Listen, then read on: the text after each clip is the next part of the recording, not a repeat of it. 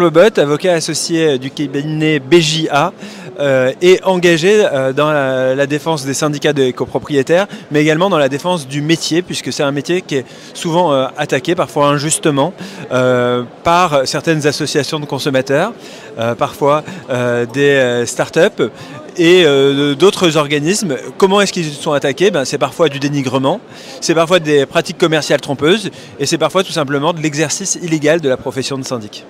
Alors le dénigrement, certains diront que c'est la liberté de la presse, la liberté d'expression, mais parfois il y a certains abus qui peuvent être commis lorsque on porte atteinte de manière injustifiée via des injures parfois. Alors on a eu un cas où une société a été condamnée, c'est public, c'est la société Matera, c'était le 24 janvier 2022, puisque les dénigrements certes étaient humoristiques. Alors il y avait des affiches qui disaient je connais Vivaldi par cœur puisque je n'arrive jamais à joindre mon syndic.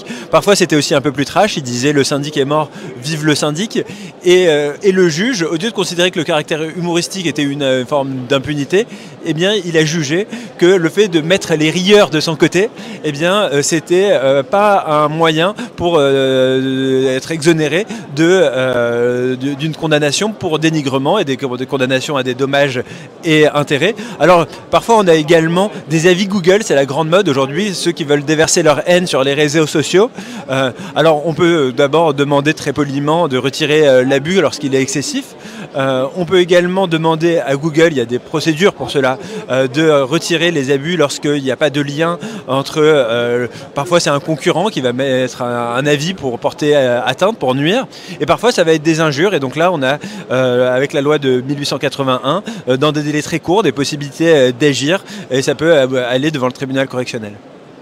Eh bien, il n'y a pas que le dénigrement, il y a également les pratiques commerciales trompeuses qui visent à instaurer une ambiguïté dans l'esprit d'un consommateur normalement averti. Et on a pu voir aujourd'hui qu'il y a certaines sociétés qui, n'ayant pas forcément de carte, installent dans l'idée cette ambiguïté.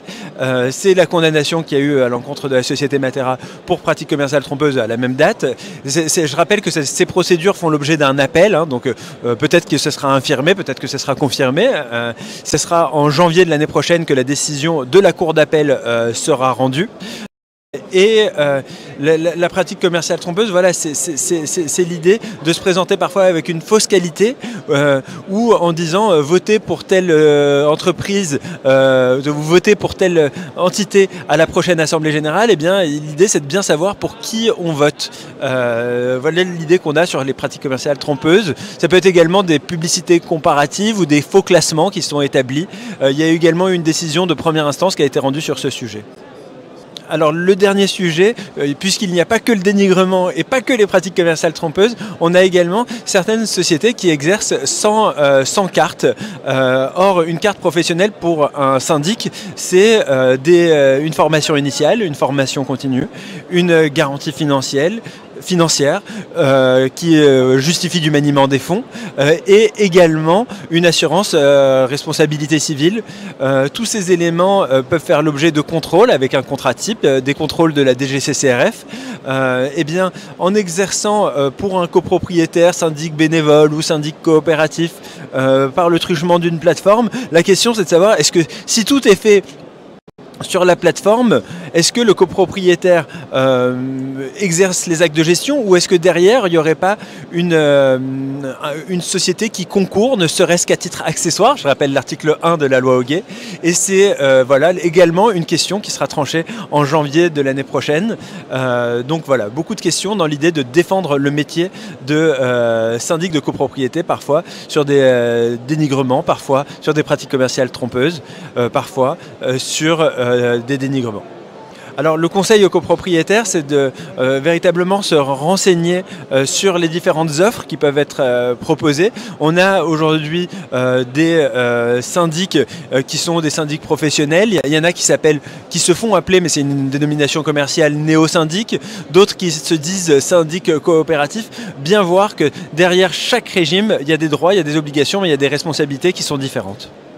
tous les mois, nous diffusons des lettres d'information que vous pouvez retrouver sur le site bjavocat.com et qui sont relayées par des émissions radio sur monimmeuble.com.